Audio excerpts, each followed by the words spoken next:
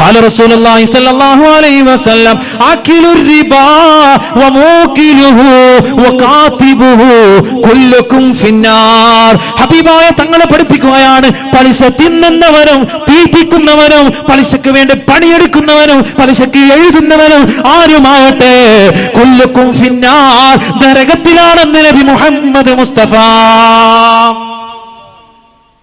ഇതൊന്നും നമുക്ക് ബോധം വരുന്നില്ല. ഈ ഹദീസുകളൊന്നും കേട്ടിട്ട് നമുക്ക് അതിനെ എങ്ങനെയെങ്കിലും ഹലാലാക്കാൻ ന്യായീകരിച്ചുകൊണ്ട് ന്യായീകരണ തൊഴിലാളികൾ വന്നുകൊണ്ടിരിക്കുകയാണ്. അല്ലാഹുവിന്റെ ഹബീബ് പഠിപ്പിച്ചതാണ്, ഈ ലോകം അവസാനിക്കുന്ന കാലഘട്ടത്തിൽ ഏറ്റവും നശിച്ച വിഭാഗമുണ്ടെങ്കിൽ അതും ആലിമീങ്ങൾ തന്നെ ആയിരിക്കും, പണ്ഡിതന്മാർ തന്നെ ആയിരിക്കും. കാരണം എന്താ? അവരൊക്കെ യുസ്തഹില്ലൂനൽ ഹറാം, പല ഹറാമുകളെയും ഹലാലാക്കുന്നവരായിരിക്കും. പലിശ പ്രശ്നമല്ല, അതേപോലെ തന്നെ ചൂതാട്ടം പ്രശ്നമല്ല, ചീറ്റിംഗ് പ്രശ്നമല്ല, ഒന്നും പ്രശ്നമല്ല.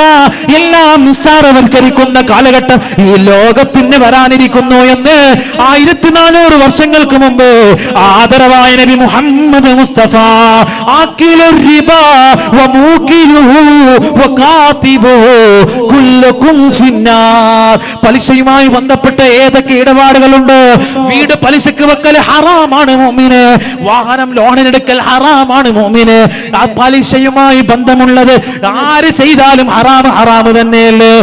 ഇന്ന ഉസ്താദ് ചെയ്യുന്നുണ്ട്, ഇന്ന കുത്തുബ് ചെയ്യുന്നുണ്ട്, ഇന്ന തങ്ങള് ചെയ്യുന്നുണ്ട്, അതൊന്നും ഒരിക്കലും ഹറാമിനെ ഹലാലാക്കാനുള്ള ന്യായമല്ല. ഇതാണ് നാം മനസ്സിലാക്കേണ്ടത്, ഇതാണ് നാം പഠിക്കേണ്ടതും.